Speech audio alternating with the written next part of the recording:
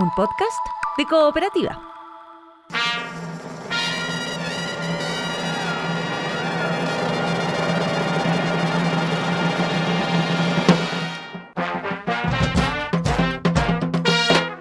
Hola, esto es Salud por la Historia, un podcast que reúne las conversaciones que hemos tenido durante ya varios años con el dramaturgo Andrés Kalavsky. Diálogos sobre los pequeños y grandes momentos que forman nuestra historia. Hablamos de música, de inventos, de creaciones y decisiones que cambiaron nuestra vida, de aventuras y descubrimientos, de heroínas, héroes y villanías. Este es un podcast para entender cómo llegamos hasta aquí y suena como un brindis. Salud por la Historia.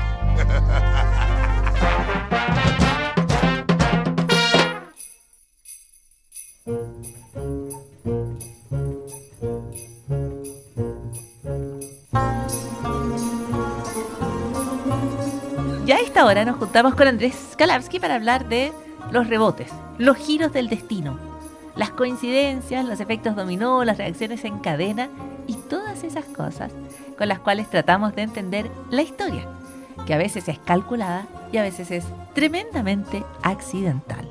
Andrés Kalavsky viaja a la antigüedad para contarnos de unas guerras muy difíciles de pronunciar, las guerras mitridáticas.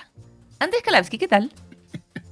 Aquí tratando de hablar de la tercera guerra mitridática. Ah, ya había una primera guerra mitridática y luego una segunda. Sí. Okay, esta fue la tercera y final, por suerte, así que no necesitamos seguir diciendo mitridático. Ok, perfecto. Pero bueno, ¿esto pasaba más o menos cuándo? La tercera guerra es del 73 al 63 antes de la era común. Perfecto, o sea, bien hecho, antes de Cristo. Claro. Okay. Del 73 al 63. Ok. Sí, porque aquí, esos años digamos. Se van como descontando. Ok, sí. Y entonces, ¿estamos dónde? Porque una estamos cosa es dónde estamos cuándo y otra cosa es estar dónde, que es una cosa que sabe toda persona que haya vivido algunos años. Claro, o toda persona que haya escuchado a Shakira cuando ella dice, ahora estoy aquí. Exactamente. ¿Dónde estamos? Estamos en lo que ahora es Turquía. Perfecto. Entonces, Mediterráneo. Claro, esta es una historia de expansión del Imperio Romano antes de que el Imperio Romano sea un imperio, porque era una república todavía. Uh-huh. Entonces, pasaba que el Imperio Romano, la República Romana, se iba expandiendo, iba conquistando cada vez más territorio. O sea, era como Roma. Roma y lo que podía ir como conquistando. Roma y lo que podía ir conquistando, se iba expandiendo Roma y llega a el borde de un reino que en ese momento se llama Ponto, que es un reino en el que se habla griego y donde el rey muere envenenado y su hijo de 11 años accede al trono, su hijo que se llama Mitrídates. Ah, y de ahí vienen esas guerras. Ok. Claro. Y entonces, las dos primeras en el fondo son escaramuzas que no tienen un fin claro. Las dos primeras guerras mitridáticas. Sí, de hecho no son tan conocidas como otras guerras, por ejemplo. Claro. Okay. Pero después de la segunda guerra mitridática se firma un tratado y Mitrídates está un poco enojado porque el Senado no ratifica el tratado. Y entonces él, que conoce la política romana igual, porque son sus enemigos y uno conoce a sus enemigos, sabe que esto es muy problemático porque en cualquier momento pueden desconocer el tratado que firmaron. Pero por supuesto, allí donde no hay papeles firmados ante Kalavsky, estaba todo muy en el aire. Claro. Ahora, los romanos no habían firmado el tratado en parte porque estaban en uno de sus deportes favoritos, que eran las guerras civiles. Esta es la época como de Espartaco. Claro, pero esto no es una rebelión, sino que es una guerra dentro de la élite. Ajá. Sí, porque la gracia de Espartaco es que era un esclavo que se rebeló contra el imperio. Exactamente, la mayor insurrección de esclavos de la historia romana. Claro, esto es una guerra entre facciones de la élite que obligan al resto a ir a pelear. Lo que nos recuerda que siempre uno puede estar peleando por distintos motivos.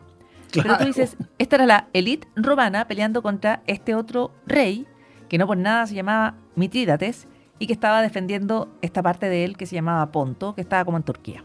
Claro. Y dijo, entonces, vengan nomás. Eso era, vengan nomás, dale. Nomás. Bueno, vengan romanos.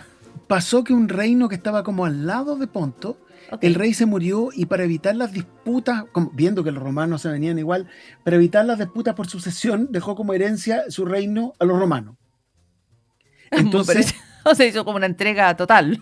Sí, dijo, no, ¿sabes qué? Yo no estoy para estos problemas. Exactamente. Oye, me parece de cierta sabiduría la decisión, porque ¿para qué ir a resistir allá a los romanos, que ya sabemos, Iban a formar todo un imperio. Entonces dicen, Claro, ustedes entonces, vengan nomás. Pero este era el pero eso vecino de cercó, Mitrídates. eso cercó al rey Mitrídates y Claro. entonces decidió atacar a los romanos, nuevamente forjó distintas alianzas, en fin, avanzó y le fue bastante bien contra los romanos, fíjate, estos 10 años fueron combos iban, combos venían, Andrés en parte Kalatsky, porque los romanos estaban desorganizados. ok, esto es como lo que pasaba en Ñuñoa, como que si vendía al vecino, Ah, claro, claro, no, tú ya ibas perdido, digamos, pero claro, y uno va a quedar como casa isla. que va a quedar como casa isla. Y Mitrídates estaba como casa isla en Turquía. Claro, entonces él que de estos reinos de influencia griega, digamos, hablan griego, está tratando de defender toda esta región, entonces hace alianzas contra los reyes derrotados, pasa por un lugar que ha sido colonizado por los romanos y los libera, le hace como una invariabilidad tributaria, los libera de tributo por 20 años. Ah, mira, Claro, una medida de gran antigüedad. Ok, claro, entonces, pero eventualmente va a haber una batalla decisiva en Otriae, que logra el rey Mitrídates arrastrar a un pedazo del ejército romano a una planicie donde Mitrídates tiene la ventaja. Y hay quienes piensan que si Mitrídates gana esta batalla, esto supone que los romanos se van a empezar a retirar. estoy sorprendida de cómo has investigado esta historia, pero bueno, sigamos. No, o sea, esta historia es una guerra bien enredada y con batallas simultáneas. No, pero Créanme la que le vamos estoy haciendo un entendiendo. resumen. La vamos entendiendo, la vamos entendiendo. Ahí está Mitrídates en su planicie. Claro, y en este caso, en esta batalla en particular, Mitrídates tiene un mejor ejército que los romanos porque no les han llegado, como está cortada medio la línea de suministro. Ok. Y entonces van a pelear, van a pelear, van a pelear. No sé Y de se qué manera tiran, esto podría sorprendernos porque es como los mundiales y ganan los alemanes. O sea, aquí van a ganar los romanos, pero bueno, ya, tú dale. es que no, porque esta batalla no ocurrió. ¿Cómo? No, porque van, como vamos, ¿Y? de lado y lado, y otro lado, como les gusta a Rosalía. Y entonces, dice Plutarco, cayó un meteorito en medio del campo de batalla. No, ya, sacándola. Ya, totalmente, sacaste, ¿cómo se dice? Un conejo de la chistera. Sí, pasó. Como Como pasó lo impensable. ¿Y quedó un meteorito? cae un meteorito en medio del campo de batalla. ¡Wow! Entonces, ambos ejércitos lo consideraron un mal presagio y se Absoluta. guardaron. No había otra manera de entenderlo. Perdóname, si yo voy a la batalla y cae un meteorito en la mitad, yo me retiro.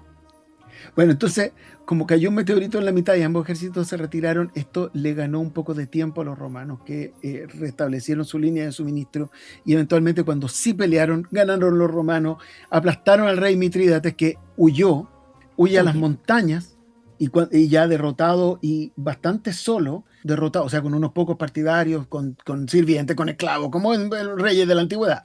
Pero va triste, solitario y final. Claro. Como decía Y la novela. dice, no, ya terminemos con esta cuestión. Basta. Ya perdí. Y no voy a dejar que me capturen y que me utilicen como trofeo.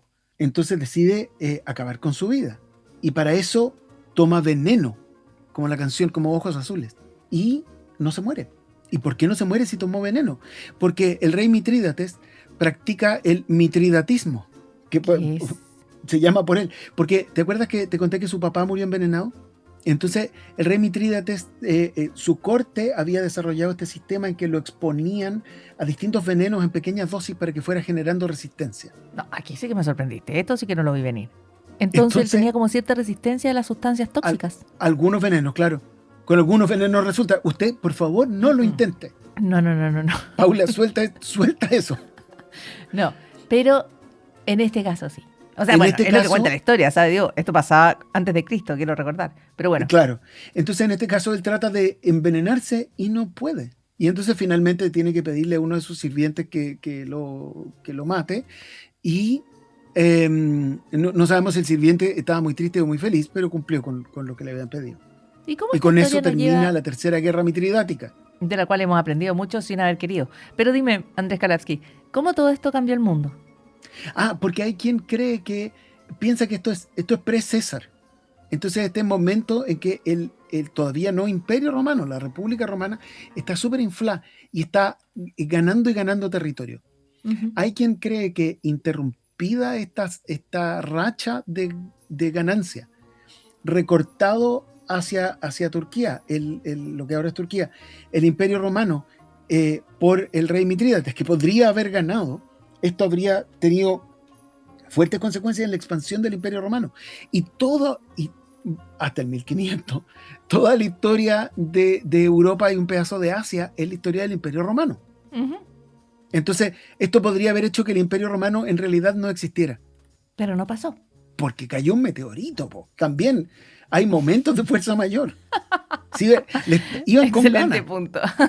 Excelente punto. O sea, porque cayó un meteorito, los romanos siguieron avanzando y ya, bueno, el resto literalmente es historia. Andrés Kalavsky, estupendo relato para un momento quizás menos conocido de la antigüedad. Porque cayó un meteorito menos conocido, porque si no hubiera caído, nosotros diríamos como, ¿por qué los hombres Hoy día pasan estaríamos pensando en en el otra Imperio cosa. Mitridático?